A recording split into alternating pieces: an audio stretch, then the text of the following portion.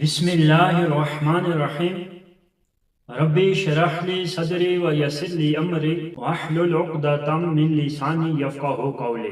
آج کا میرا موضوع ہے کیا اللہ تبارک و تعالیٰ نے میلاد النبی صلی اللہ تعالیٰ علیہ وسلم منایا ہے کہ نہیں۔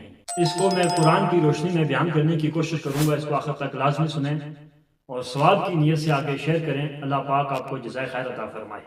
اللہ تبارک و تعالیٰ نے روز ازل ہی سے عالم ارواح میں دو جلسے منعقد کیے، ایک جلسہ توحید کا تھا اور دوسرا جلسہ رسالت کا۔ خالق کائنات نے اپنی وحدانیت کے اقرار کے لیے تمام روحوں کو جمع کیا۔ ان روحوں میں امیر بھی تھے، غریب بھی تھے، ادنا بھی تھے، اعلیٰ بھی تھے، کافر بھی تھے، مسلمان بھی تھے، عام بھی تھے اور خاص بھی تھے، یعنی سب روحوں کو اکٹھا کر کے فرمایا الستُ بربکم، کیا میں تمہارا رب نہیں ہوں؟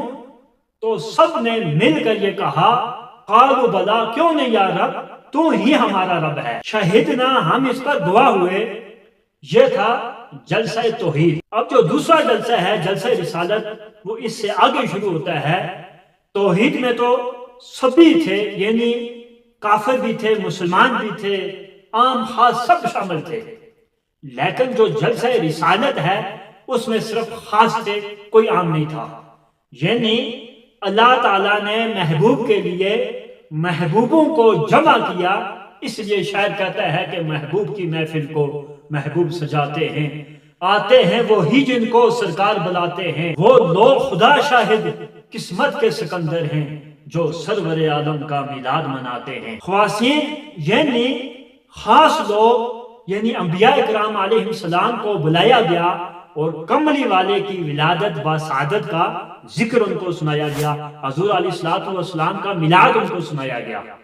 اللہ تبارک و تعالیٰ نے فرمایا وَإِذْ أَخَذَ اللَّهُ مِيثَاقَ النَّبِيِّينَ، اور یاد کرو جب اللہ تعالیٰ نے پیغمبروں سے ان کا یہ عہد لیا لَمَا آتَيْتُكُم مِّن كِتَابٍ وَحِكْمَةٍ، کہ جب جو میں تم کو کتاب اور حکمت دوں، ثم جاءکم رسول مصدق لما معکم، پھر جب تشریف لائیں تمہارے پاس وہ رسول کہ جو تمہاری کتابوں کی تصدیق فرمائے، لا تؤمنن به ولا تنصرنه، تو تم ضرور اس پر ایمان لانا اور ضرور بالضرور اس کی مدد کرنا۔ قال اقررتم، تو اللہ تعالیٰ نے کہا کہ کیا تم اس پہ اقرار کرتے ہو، وَآخَذْتُمْ عَلَىٰ ذَلِكُمْ، اور اس پر جو میرا یہ بھاری ذمہ ہے یہ تم نے لیا ہے۔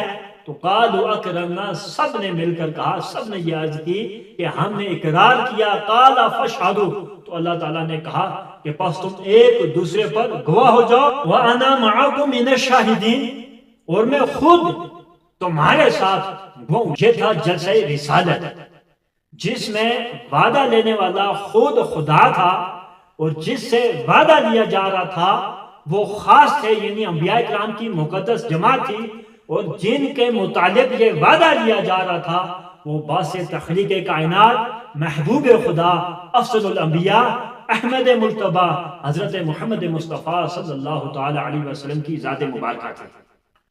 قرآن مجید کی اس آیت کریمہ سے ثابت ہوا کہ میلاد مصطفیٰ صلی اللہ تعالی علیہ وسلم کا بانی خود خدا تعالیٰ ہے، اور سب سے پہلے حضور علیہ السلام کی ولادت بسعادت کا تذکرہ خود خالق کائنات نے انبیاء کرام علیہ السلام کی جماعت میں کیا۔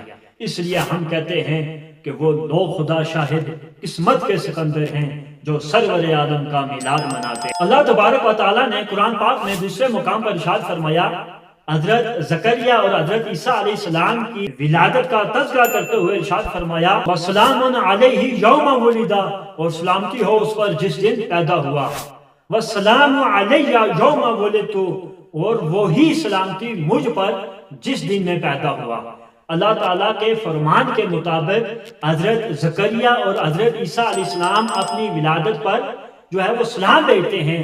اگر زکریا اور عیسیٰ علیہ السلام اپنی ولادت پر سلام وہ بھیجتے ہیں اور یا ان کی ولادت پر سلام بھیجا جا سکتا ہے، تو پھر وہ نبی جو زکریا اور عیسیٰ نہیں بلکہ تمام نبیوں اور رسولوں کے سردار ہیں، ان پر پھر کیوں نہیں اسلام بھیجا جا سکتا؟ ان کی ولادت کا ذکر کیوں نہیں کیا جا سکتا؟ ان کا میلاد کیوں نہیں منایا جا سکتا؟ یہ جو ناجائز پیدوار ہیں وہ کہتے ہیں کہ حضور کی ولادت کا ذکر کرنا ناجائز ہے، حضور کا میلاد منانا ناجائز ہے، تو میں ان سے کہتا ہوں تم خود ہی ناجائز ہو۔ حضور وہ ہیں کہ جن کا میلاد خود رب تعالیٰ نے انبیاء اکرام پیغمبروں کی جماعت میں منایا ہے۔